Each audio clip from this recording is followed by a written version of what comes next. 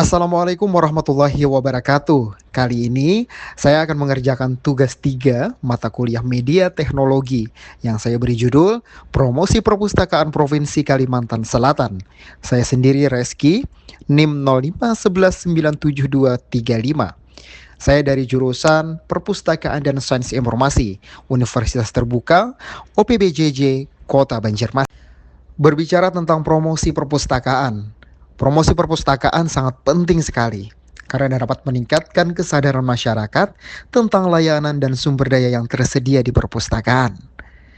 Dengan promosi yang efektif, perpustakaan dapat menarik lebih banyak pengunjung, meningkatkan pemanfaatan koleksi, serta memperkenalkan program-program baru yang bermanfaat.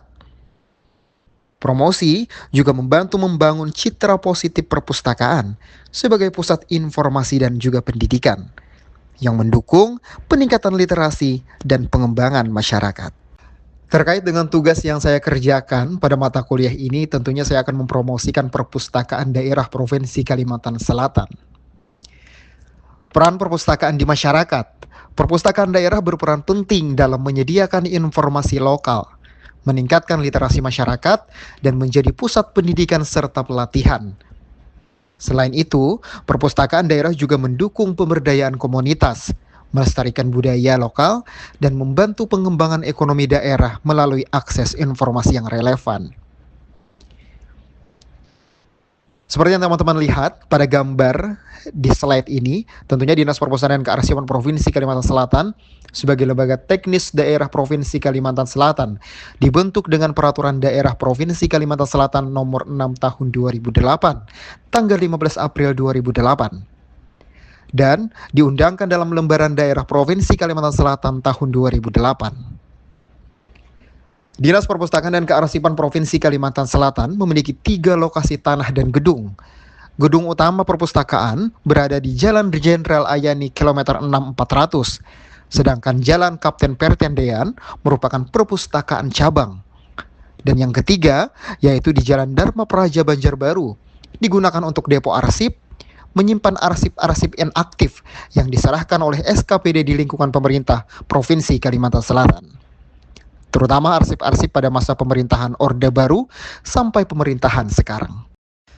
Visi dan misi perpustakaan. Visi, pemberdayaan perpustakaan dalam rangka mencerdaskan masyarakat dan arsip sebagai bukti pertanggungjawaban kepada generasi penerus. Misi, 1. Melaksanakan pembinaan, pengembangan, dan pemberdayaan semua jenis perpustakaan dan arsip. 2. Melaksanakan pelayanan informasi ilmu pengetahuan, teknologi, dan kebudayaan.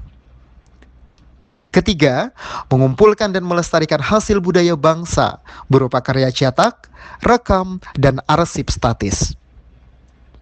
Keempat, meningkatkan budaya baca dan budaya arsip dengan melibatkan semua unsur masyarakat.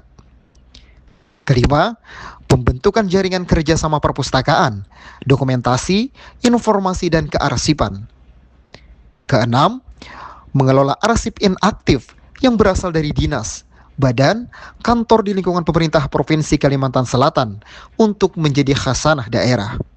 Dan ketujuh, melaksanakan penyelamatan dan pelestarian arsip statis melalui kegiatan akuisisi dan alih media. Sistem layanan perpustakaan. Yang pertama, layanan terbuka. Pada layanan terbuka, layanan yang memberikan kebebasan kepada pemakai untuk mencari dan menemukan bahan pustaka yang diperlukan secara langsung. Sistem layanan terbuka memberikan kesempatan kepada pemakai untuk mendapatkan koleksi seluas-luasnya. Kemudian layanan tertutup. Sistem layanan tertutup memiliki arti bahwa pemustaka tidak boleh langsung mengambil bahan pustaka yang diinginkannya langsung kerek, tetapi harus melalui pustakawan atau petugas perpustakaan. Layanan perpustakaan. Jenis-jenis layanan yang ada di perpustakaan daerah Provinsi Kalimantan Selatan yaitu yang pertama, layanan umum. Kedua, layanan deposit dan konten lokal. Ketiga, layanan referensi. Keempat, layanan anak atau storytelling. Kelima, layanan pelatihan. Keenam, layanan ekstensi. Ketujuh, layanan audiovisual dan teater.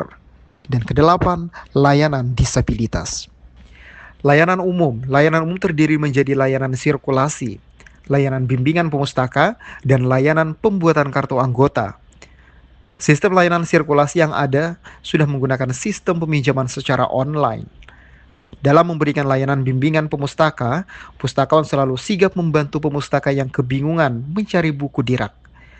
Pemustaka yang ingin meminjam buku dapat meminjam 2 buah buku dengan rentang waktu peminjaman hingga 14 hari. Syarat meminjam buku yaitu memiliki kartu anggota. Kartu anggota bisa langsung dibuat dengan menunjukkan KTP.